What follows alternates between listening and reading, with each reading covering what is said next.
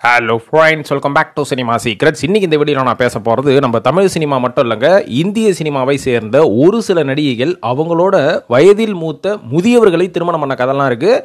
அவங்களும் பார்த்தீங்கன்னா ஒரு சில பேர் நடிகர்களாக இருக்கிறாங்க, ஒரு சில பேர் பணத்துக்காக ஆண்டர்பிரனர்ஸ், அதுவும் இந்த பிஸ்னஸ் மேனை கல்யாணம் பண்ண சம்பவங்கள்லாம் உண்டு நண்பர்களே. இந்த மாதிரி எந்த நடிகைகள்லாம் வந்து ரொம்ப வயதில் மூத்தவரை திருமணம் பண்ணியிருக்கிறாங்க அப்படின்றத பற்றி தான் இந்த வீடியோவில் தெளிவாக பேச போகிறோம். இந்த மாதிரி பேசுகிறனால என்னப்பா நடக்க போகுது, வாழ்க்கை ஏதாவது மாறப்போதா, இல்லை நாட்டில் ஏதாவது முன்னேற்றம் வரப்போதா அப்படின்னு கேட்டிங்கன்னா, this is completely entertainment channel. So அதனால் சினிமாக்குள்ளே இருக்கக்கூடிய அத்தனை விஷயங்களையும் பேசுறது தான் நம்மளோட வேலை.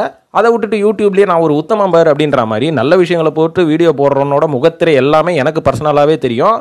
அதை பற்றி வெளில சொல்லி மக்களுக்கு இருக்கிற நம்பிக்கையை உடைக்க நான் விரும்பவில்லை. அதனால் don't compare me with other YouTube channels and other YouTubers அப்படின்ற மாதிரி நான் கேட்டுக்கிறேன். ஏன்னா நல்ல விஷயங்களை மட்டும் யூடியூப்பில் பேசிகிட்டு இருக்கிறவன் எவனுமே யோகியம் இல்லை அப்படின்றது எனக்கு நல்லாவே தெரியும். அதனால் நானும் அந்த மாதிரி ட்ராமாலாம் போட முடியாது நண்பர்களே. அதுக்கு பதிலாக வெட்ட வெளிச்சமாக என்னென்ன இருக்குங்க சினிமாவில் அப்படின்றத பற்றி தெளிவாக பேசி மக்களுக்கு ஒரு சின்ன புரிதலை ஏற்படுத்திட்டேன்னு வைங்களேன். இதுக்கப்புறமா சினிமாவை வெறும் என்டர்டெயின்மெண்ட்டுக்காக மட்டும்தான் நம்ம பார்க்கணும், இதை வந்து நம்மளோட வாழ்க்கையில் கனெக்ட் பண்ணிக்க கூடாது அப்படின்னு ஒரு சில இளைஞர்கள் புரிந்து கொண்டார்கள் என்றால் அதுதான் எனக்கு மிகப்பெரிய வெற்றி அப்படின்ற ஒரு நோக்கத்தில் தான் இந்த சேனல் நம்ம ரன் பண்ணிட்டு இருக்கோம். ஸோ இதனால் இன்ட்ரோடக்ஷனை வளர்த்துட்டேன். நீங்கள் ஏதாவது திட்டுறதா இருந்தால் கமெண்ட்டில் திட்டிக்கோங்க. இப்போ வாங்க நேராக வீடியோக்குள்ளே போவோம், விஷயத்துக்குள்ளே போவோம். இப்போ இந்த லிஸ்ட்டில் முதலாவதாக சொல்ல போகிற அந்த டிவி தொகுப்பாளர் யாருன்னு பார்த்தீங்கன்னா, டிவி தொகுப்பாளர் பிரியங்கா தேஷ்பாண்டே அவர்கள் தான். அதாவது பிரியங்கா தேஷ்பாண்டே அவர்கள் சமீபத்தில் ஒருத்தர் திருமணம் பண்ணாங்க. இரண்டாவதாக அவருக்கு பார்த்தீங்கன்னா எல்லாமே நெரிச்சு போயிருந்தது. அதனால அவர் வந்து ஒரு முதியவர் போல இருக்கு, ஒரு முதியவரை வந்து இவங்க திருமணம் பண்ணிக்கிட்டாங்க. அந்த முதியவருக்கு இவங்க வாழ்க்கை கொடுத்தாங்களா, இல்லை அந்த முதியவர் இவங்களுக்கு வாழ்க்கை கொடுத்தாரா அப்படின்ற ஒரு கன்ஃபியூஷன்லேயே அவன் லட்சக்கணக்கில் வீடியோ போட்டுட்டு இருந்தான். சரி, இதே பாணியில் நம்மளும் போடக்கூடாது, நம்ம எடுத்தால் ஒரு பொதுவாக பேசுவோம், அப்போ தான் மக்களுக்கு ஒரு புரிதல் ஏற்படும் அப்படின்னு சொல்லி இந்த லிஸ்ட்டில் உங்களை சேர்த்துக்கிட்டேன். தனியாக இவங்களை பற்றி எக்ஸ்க்ளூசிவ் வீடியோ போடாமையே. ஸோ பிரியங்கா தேஷ்பாண்டே அவர்கள் இவரை யார் திருமணம் பண்ணாங்க, இவர் யார் அப்படின்றதுக்கு முன்னாடி இவங்க முதல்ல ஒருத்தர் திருமணம் பண்ணாங்க, பிரவீன் குமார் அப்படின்றவரை. அவர் யார் தெரியுங்களா? அந்த கதைலாம் நம்மளுக்கு எதுங்க, அது ஒரு பழைய கதை அப்படின்ற மாதிரி தட்டி கழிக்க முடியாது. அப்போதுலேருந்து இப்போ வரைக்கும் பேசினாதான் ஒரு புரிதல் ஏற்படும். அதாவது அந்த பிரவீன்குமார் அப்படின்றவர் பிரியங்கா தேஷ்பாண்டே அவர்கள் விஜய் டிவியில் ஒரு ஆங்கராக வளர்ந்து கொண்டிருக்கும் போது அந்த ப்ரோக்ராமோட ப்ரொடியூசர் அப்படின்ற மாதிரி சொல்லுவாங்க. காசுலாம் போட மாட்டாருங்க, அந்த ப்ரோக்ராமோட டைரக்டரே இவங்க ப்ரொடியூசர்னு சொல்லுவாங்க. ஸோ இவங்க ரெண்டு பேருக்கும் ஒரு காதல் உட்பட்ட உடனே இவங்க ரெண்டு பேரும் 2016 வருஷம் திருமணம் பண்ணிக்கிட்டாங்க, பண்ணி செட்டில் ஆகிட்டாங்க. இதுக்கப்புறம் பார்த்தீங்கன்னா அவங்களுக்குள்ள என்ன நடந்ததோ ஏது நடந்ததோ நம்மளுக்கு தெரியாது அப்படின்னு நான் சொல்லி தட்டி கழிக்க முடியாது. எனக்கு தெரியும் அது என்னன்றதை இப்போ நான் சொல்கிறேன். அது என்ன மேட்டர்னா, 2022 வருஷம் இவங்க ரெண்டு பேரும் யூடியூப் இன்ஸ்டாகிராமில் தொடர்ந்து வீடியோ போட்டுட்டு இருக்கும் போது திடீர்னு பார்த்தா ரீல்ஸ் வரல, அதுக்கப்புறம் வீடியோஸ் வரல, ஷார்ட்ஸ் வரல, எதுவுமே வரல. இவங்க ரெண்டு பேரோட ஃபோட்டோஸும் எதுலையுமே வரல. பிரிஞ்சு விட்டானுங்க போகடா அப்படின்ற மாதிரி நம்ம யோசிக்கும் போது கன்ஃபர்மேஷனோட நியூஸ் வந்துருச்சு, இவங்க ரெண்டு பேரும் பிரிந்து விட்டார்கள், டிவோர்ஸ் ஆயிடுச்சு அப்படின்ற மாதிரி. ஸோ இதுக்கப்புறம் பிரியங்கா அவர்களும் ரொம்ப டிப்ரெஷனில் இருந்தாங்க. அதுக்கப்புறம் எனக்கு ஒரு குழந்தை பெற்றுக்கணும்னு ஆசையாக இருந்தது. நான் பிக் பாஸ் வீட்டுக்குள்ள போய் அந்த டிப்ரெஷனை குறைக்கலான்னு பார்த்தா அங்கே போய் நான் இன்னும் டிப்ரெஸ்ட் ஆகிட்டேன். அதுக்கப்புறம் அந்த வீட்டுக்குள்ளே இருக்கும்போது என்னோட தம்பி வந்து எனக்கு குழந்தை பிறக்கும் போது, அதாவது அவங்க தம்பிக்கு குழந்தை பிறக்கும் போது அப்படின்ற மாதிரி சாக்ஸுக்குள்ளே லெட்டர்லாம் வச்சு அமிச்சான். அதுக்கப்புறம் எனக்கு ஒரு குழந்தை பெற்றே ஆகணும் அப்படின்ற ஒரு ஐடியாவில் பிக் பாஸ் வீட்டிலேருந்து நான் வெளில வரும்போது ஒரு சபதம் எடுத்தேன், சீக்கிரமாக கல்யாணம் பண்ணிக்கணும், நல்லா இருக்கிறவனை கல்யாணம் பண்ணுறோமோ இல்லையோ நல்ல காசு இருக்கிறவங்க கல்யாணம் பண்ணணும் அப்படின்ற மாதிரி அவங்க யோசிச்சாங்களோ என்னமோ நம்மளுக்கு தெரியாது. ஆனால் அப்படி தான் நான் கல்யாணம் பண்ணிட்டேன் அப்படின்ற மாதிரி சொல்கிறாங்க. இருந்தாலும் நம்ம சினிமாக்குள்ளே ஒரு சில இந்த ஸ்லீப்பர் செல்ஸ் எல்லாம் இருப்பாங்க. இவங்கெல்லாம் விசாரித்து சொன்ன விஷயம் என்ன அப்படின்னு பார்த்தீங்கன்னா, அதாவது ஸ்லீப்பர் செல் விசாரிக்கும் போதே ஒரு தகவலை இவங்க பிரியங்கா அவர்களோட வாயிலிருந்து புட்டு எடுத்துக்கிட்டானுங்க. அது என்ன மேட்டர் தெரியுமா? அதாவது பிரியங்கா அவர்கள் ஏதோ ஒரு பேட்டியில் நானும் இப்போ நான் இரண்டாவதாக திருமணம் பண்ணக்கூடிய வசி சாட்சி அப்படின்ற ஒரு டிஜேவும் பல வருடங்களாக நாங்கள் டேட்டிங்கில் இருந்தோம் அப்படின்ற மாதிரி வாயை விட்டாங்க. இவங்க வாயை விட்டதை வச்சு நம்ம ஆளுங்க புடிங்கி தின்னுட்டானுங்க. என்னன்னு பார்த்தீங்கன்னா எத்தனை வருடம், 7 வருஷம். 7 வருஷமா? ஐயோ, உனக்கு 2022 தான் டிவோர்ஸே ஆச்சு, அப்போ நீ உன் முதல் கணவனோட இருக்கும் போதே நீ டேட்டிங்கில் இருந்தியா அப்படின்ற மாதிரிலாம் கோத்து விட்டாங்க. நான் கோத்து விடலங்க, அவங்க வாயில இருந்த வார்த்தையை வச்ச இவங்களே ஒரு கால்குலேஷனுக்கு வந்துட்டாங்க. ஸோ இந்த மேட்டர்னால தான் முதல் கணவரான பிரவீன்குமார் பிரிந்து போயிட்டாரா அப்படின்றது நம்மளுக்கு தெரியாது. ஸோ அதனால் நம்ம அதெல்லாம் வந்து பேச வேணாம், இப்போ நடந்த விஷயத்த பேசுவோம். ஸோ இந்த வாஷி சாட்சி யார் அப்படின்னு பார்த்தீங்கன்னா, இவர் ஒரு மிகப்பெரிய டிஜே மற்றும் கிளிக் 187 அப்படின்ற ஒரு மிகப்பெரிய ஈவெண்ட் கம்பெனியை வச்சு நடத்திட்டு இருக்கிறாராம். லண்டனில் போய் ஸ்டார் நைட் ஷோலாம் பண்ணுவார். அதுக்கப்புறம் நடிகர்களோட கான்டாக்டை வச்சு நிறைய ஈவெண்ட்ஸ்லாம் பண்ணி நல்ல காசு பார்ட்டின்னு வச்சுக்கோங்களேன். ஸோ இந்த காசு பார்ட்டியை வந்து இவங்க எப்படி பிடிச்சாங்க அப்படின்னு பார்த்தீங்கன்னா, ஒரு சில வருஷங்களுக்கு முன்னாடியே இவர் வந்து லண்டனில் ஒரு பிரைவேட் பார்ட்டி மாதிரி ஒன்று நடத்திட்டு இருந்திருக்கிறாரு. அதில் டிஜேவாக ஒர்க் பண்ணும்போது அந்த ப்ரோக்ராமுக்கு ஆங்கராக வந்தவங்க தான் பிரியங்கா அவர்கள். ஸோ அன்னிலிருந்தே இவங்களுக்கு ஃப்ரெண்ட்ஷிப் உருவாகி அதுக்கப்புறம் பார்த்தீங்கன்னா இவங்க ரெண்டு பேரும் டேட்டிங் பண்ண ஆரம்பிச்சு கிட்டத்தட்ட ஒரு 7-8 வருஷம் டேட்டிங் பண்ணதுக்கப்புறமா இப்போ தான் 2025 வருஷம் ஏப்ரல் 16 இவங்க திருமணம் பண்ணிக்கிட்டாங்க அப்படின்ற மாதிரி சொல்லப்படுது. இருந்தாலும் இந்த டாபிக்குக்கும் இவங்களோட கதைக்கும் ஏதாவது சம்பந்தம் இருக்கா அப்படின்னு பார்த்தீங்கன்னா, கோத்து விடுறதா நம்ம வேலையை கோத்து விட்டாச்சு விடுங்க. இப்போ இந்த லிஸ்ட்ல இரண்டாவதா சொல்ல போறது யாருன்னு பார்த்தீங்கன்னா, ஒரு மலையாள நடிகை திவ்யா ஸ்ரீதர் அப்படின்ற மாதிரி சொல்லுவாங்க. இவங்க சமீபத்தில் ஒரு மலையாள டிவி ஆக்டரான கிறிஷ் அப்படின்றவரை, கிறிஷ் வேணுகோபால் அப்படின்றவரை திருமணம் பண்ணிக்கிட்டாங்க. இதுல என்ன பெரிய பிரமாதம், அதாவது திவ்யா ஸ்ரீதர் அவர்கள் ஒரு மலையாள டிவி ஆக்ட்ரஸ். இவங்களுக்கு பார்த்தீங்கன்னா ஏற்கனவே ஒரு திருமணம் ஆகி 2 பசங்க இருக்கிறாங்க, ஒரு பொண்ணு இருக்கிறாங்க. ஸோ காலப்போக்கில் என்ன ஆச்சுன்னு பார்த்தீங்கன்னா, இவங்க 2 பேரும், கிறிஷ் வேணுகோபால் மற்றும் திவ்யா, இவங்க 2 பேரும் சேர்ந்து ஒரு டிவி சீரியலில் நடிச்சிட்டு இருக்கும்போது இவங்களுக்குள்ள காதல் வயப்பட்டு நம்ம 2 பேரும் திருமணம் பண்ணிக்கலாமா அப்படின்ற மாதிரி ஒரு முடிவு வந்திருக்காங்க. வந்த உடனே திவ்யா அவர்கள் அவங்களோட பெண் கிட்ட, அவரோட மகள் கிட்ட போய் கேட்டிருக்காங்க, இந்த மாதிரி நான் 2வது ஒருத்தரை திருமணம் பண்ண போறேன், இவர் ரொம்ப நல்ல மனுஷனாகிறாரு, இவர் தாடியை வச்சு இவரை குறைச்சி எடை போட்டுறாத, ஸோ இவர் வந்து நல்ல மனுஷன் தான் இவரு அப்படின்ற மாதிரி தன்னோட பொண்ணை வந்து கன்வின்ஸ் பண்ணதுக்கு அப்புறமா திருமணம் பண்ணிக்கிட்டாங்களாம். ஸோ இவங்க 2 பேருக்கும் ஏஜ் கேப் எவ்வளோன்னு பார்த்தீங்கன்னா கிட்டத்தட்ட ஒரு 12 வருஷம் அப்படின்ற மாதிரி சொல்றாங்க. திவ்யா அவர்களுக்கு இப்போ 38 வயசு ஆகுது. ஆனால் கிறிஷ் வேணுகோபால் அவர்களுக்கு 50 வயசு ஆகுது. பார்க்கறதுக்கான கிழமை மாதிரி இருக்கிறாரு. ஆனால் நம்ம விஜய்லாம் 50 வயசு ஆகுது, சின்ன பையன் மாதிரி இருக்கிறாருல. அதான் மெயின்டெனன்ஸ் வேணும் நண்பர்களே. இந்த லிஸ்ட்ல 3வதா சொல்ல போறது வேலு பிரபாகர் அவர்கள். சரியான சர்ச்சையான ஒரு மனுஷங்க இந்த ஆள் வந்து ஆரம்பத்துல இருந்தே நடிகிற படமாகட்டும், அதுக்கப்புறம் இயக்கிற படமாகட்டும், எல்லாத்துலேயும் ஸ்ட்ரைட் ஃபார்வர்டாக நிறைய விஷயங்கள் மூட நம்பிக்கையெல்லாம் பேசுவார். மூட நம்பிக்கையை பேசும்போது சரி இந்த ஆள் ஏதோ கரெக்டாக தான் பேசுகிறான் அப்படின்ற மாதிரி யோசிக்க தோணும். இதை தாண்டி ஃபார்வர்டாக ஒரு சில விஷயங்களை பற்றி பேசுவார். அதெல்லாம் நம்ம சொசைட்டிக்கு தேவையா அப்படின்ற மாதிரி நம்ம யோசிப்போம். ஆனால் அவரோட மனசுக்கு இது தேவை அப்படின்ற மாதிரி அவர் செய்தே காட்டு விட்டார் 2வது திருமணத்தின் வாயிலாக. அதாவது என்ன மேட்டர் அப்படின்னு பார்த்தீங்கன்னா, நம்ம வேலு பிரபாகர் அவர்கள் தன்னோட 60வது வயதில் 20வது திருமணமாச்சே 2வது திருமணம் பண்ண போகிறேன் அப்படின்றத பப்ளிக்கலி இவர் ப்ரெஸ் மீட் எல்லாம் கண்டக்ட் பண்ணி அனௌன்ஸ் பண்ணாரு. அதுவும் யாருன்னு பார்த்தீங்கன்னா, இவரோட முந்தைய படமான ஒரு காதல் கதை அப்படின்ற படத்தில் நடித்த ஹீரோயினான ஷெர்லி தாஸ் அவர்களை வந்து இவர் திருமணம் பண்ணிக்க போகிறேன் அப்படின்ற மாதிரி அனௌன்ஸ் பண்ணாரு. எப்படிப்பா ஒரே படத்தில் ஹீரோயின் சான்ஸை கொடுத்து உஷார் பண்ணிட்டியா அப்படின்ற மாதிரி கேட்டிங்கன்னா, அதுதான் கிடையாது. ஷெர்லி தாஸ் அவர்கள் இந்த படத்தில் கதாநாயகியாக நடிக்கிறதுக்கு முன்னாடியே நம்ம வேலு பிரபாகரன் அவர்களோட 15 வருஷம் நட்பில் இருந்தாங்களாம். நட்பில் இருந்ததுக்கு அப்புறமா தான் இவங்களுக்குள்ள வந்து காதல் வயப்பட்டதுக்கு அப்புறம் வேலு பிரபாகரன் அவர்கள் போய் ப்ரப்போஸ் பண்ணியிருக்காரு தன்னோட 60வது வயதில். 60வது வயதில் இவர் ப்ரப்போஸ் பண்ணும்போது 30 வயதில் இருந்த ஷெர்லி தாஸ் அவர்கள் ஓகே அப்படின்ற மாதிரி சொல்லிட்டு இருக்காங்க.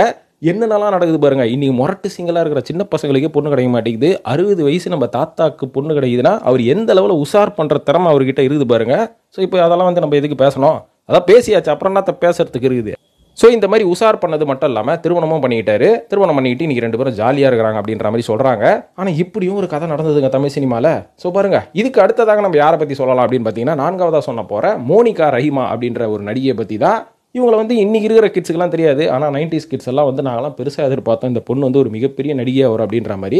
ஏன்னா அவங்க அந்த காலத்தில் நடித்த படங்கள் மற்றும் அவங்க இருந்த அழகு அது எல்லாமே ரொம்ப நல்லா இருந்தது. பகவதி, அதுக்கப்புறம் அழகி போன்ற படங்கள் எல்லாம் நடித்தாங்க. பார்க்கறதுக்கு இந்த பொண்ணு வந்து ரொம்ப அழகாகவும் சாமிங்காகவும் லுக்காகவும் இருக்கும். இருந்தாலும் தொடர்ந்து பல படங்கள் நடிச்சிட்டு இருக்கும் போதே இவங்க வந்து ஒரு முஸ்லீமை கல்யாணம் பண்ணி செட்டில் ஆயிட்டாங்க அப்படின்ற மாதிரி சொல்லப்படுது. அவரோட பேர் வந்து மாலிக். அவர் சேலத்தை சேர்ந்தவர் தான். ஆனால் சென்னையில் இம்போர்ட் எக்ஸ்போர்ட் எலக்ட்ரானிக் டிவைசஸ் வந்து இம்போர்ட் பண்ணுறாராம்ப்பா. ஸோ அந்த இம்போர்ட் எக்ஸ்போர்ட் பிஸ்னஸ் பண்ணிட்டு இருக்கிற ஒரு ஆளை வந்து திருமணம் பண்ணாங்க. ஆனால் அவரும் பார்த்தீங்கன்னா வயதில் ரொம்ப மூத்தவர் தான். ஸோ அவரோட வயதும் வந்து பார்த்தீங்கன்னா இவங்களோட வயசோட கம்பேர் பண்ணால் ரொம்ப வயசானவர் தான் அவர். இருந்தாலும் வந்து இந்த காதலுக்காக கல்யாணம் பண்ணிக்கிட்டேன் அப்படின்ற மாதிரி சொல்கிறாங்க. உண்மையாகவே காதலிச்சாங்களா என்ன அப்படின்றதுலாம் நம்மளுக்கு தெரியாது. இருந்தாலும் திருநெல்வேலி மாவட்டத்தில் பிறந்த மோனிகா அவர்கள் சைல்டு ஆர்டிஸ்டாக வந்து அவங்களும் ஒரு கிறிஸ்துவ குடும்பத்தில் பிறந்தவங்க தான். சைல்டு ஆர்டிஸ்டாக 90sல ஏகப்பட்ட படங்கள் நடித்ததுக்கு அப்புறமா தமிழ்லையும் பல படங்கள் நடிச்சாங்க. அதுக்கப்புறம் மலையாளத்தில் ஒரு ரவுண்டு வருவாங்க அப்படின்ற மாதிரி பருவானா அப்படின்ற ஒரு நேமில் கன்வெர்ட் ஆகி மலையாளத்தில் போனாங்க. இதுக்கப்புறம் எதுவுமே ஒர்க் அவுட் ஆகாமல் 2014வது வருஷம் நான் இஸ்லாமத்துக்கு கன்வெர்ட் ஆக போகிறேன் அப்படின்ற மாதிரி சொன்னாங்க.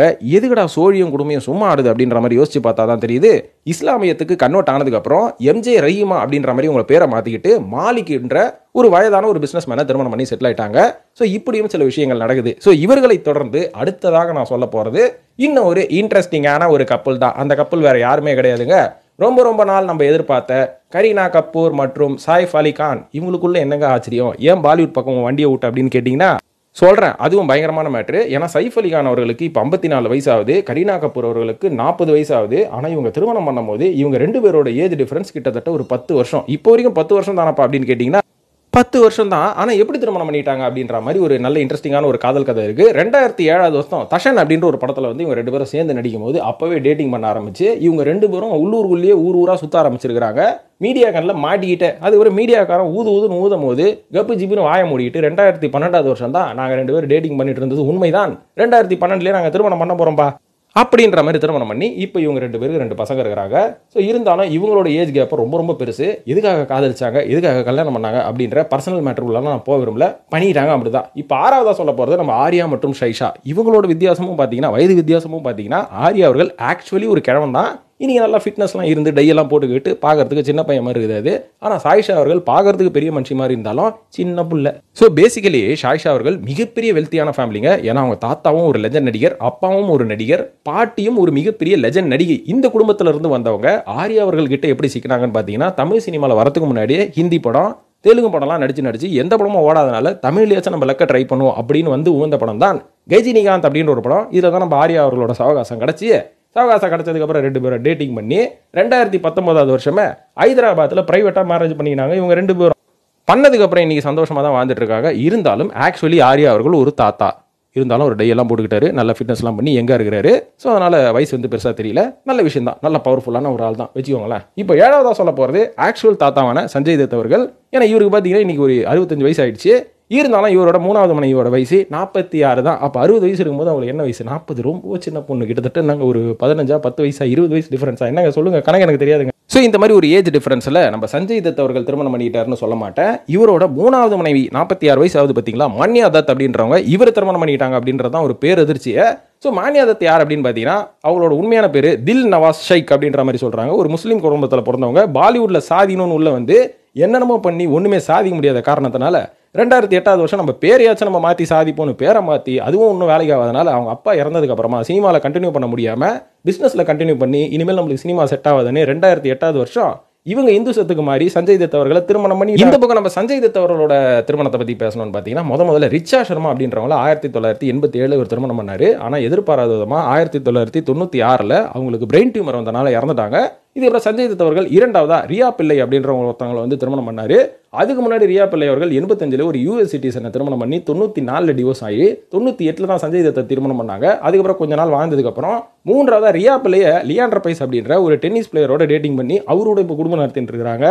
இதுக்கப்புறம் சஞ்சய் தத் அவர்களுக்கு வாழ்க்கை துணை இல்லை அப்படின்ற காரணத்தினால மன்யா தத் அவர்கள் திருமணம் பண்ணிட்டாரு. இருந்தாலும் மன்யா தத் அவர்கள் ஓரளவுக்கு நடுத்தர வயதாக இருந்தாலும் சஞ்சய் தத் அவர்கள் ஒரு தாத்தா. ஸோ நண்பர்கள், இந்த லிஸ்ட் நான் இதோட முடிச்சுக்கிறேன். இன்னும் பல தாத்தாக்களை பற்றி ஏற்கனவே பல வீடியோவில் நம்ம சேனலில் பேசிட்டேன். இது ஒரு அப்டேட்டட் வெர்ஷன் அப்படின்ற மாதிரி சொல்லிக்கிறேன். ஸோ அந்த வீடியோ பார்க்காதவங்க சர்ச் பண்ணி உள்ள போய் பாருங்க, இதையும் பாருங்க. இதனால நாட்டுக்கு என்ன பிரயோஜனம், வீட்டுக்கு என்ன பிரயோஜனம் அப்படின்னு கேட்டிங்கன்னா, நாட்டில் இப்படியும் ஒன்று நடக்குது அப்படின்னு நீங்கள் உங்களை கான்ஃபிடென்ட் ஏற்றி பூஸ்ட் ஏற்றிவாங்க, நம்மளுக்கு கூட ஒரு பொண்ணு கிடைக்காதா அப்படின்ற மாதிரி.